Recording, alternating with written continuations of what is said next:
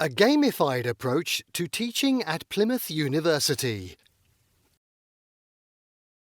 In universities everywhere, there's growing recognition that the traditional lecture model is no longer enough. As disciplines become more complex and interconnected, students need more than information. They need ways to engage actively with what they're learning. This means moving beyond passive listening and note-taking towards approaches that foster critical thinking and collaboration.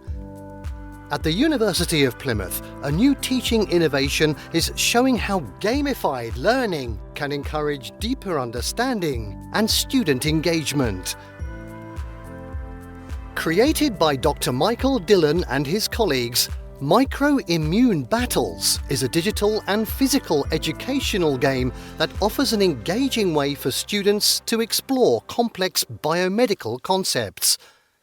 Based on real-world medical scenarios, students work collaboratively to understand how the immune system responds to infections and how this response contributes to the symptoms that underpin diagnosis. Micro-Immune Battles was developed with flexibility in mind. It can be delivered as an in-person classroom activity using a physical deck of cards, or as a digital exercise through an online platform. Whether students are on campus or working remotely, the game supports critical thinking, engagement, teamwork, and knowledge application. Its adaptability makes it suitable for use across many other disciplines that require systems thinking and decision-making. The game's hands-on approach aligns with the University of Plymouth's commitment to learning by doing. As Michael's work demonstrates, students at the University of Plymouth have the opportunity to engage, explore, and apply.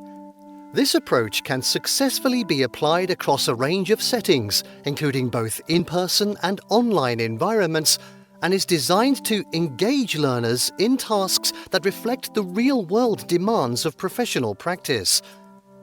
This strategy helps build confidence, deepen understanding, and foster a sense of shared ownership over learning. Initial evaluations of Micro-Immune Battles show promising results.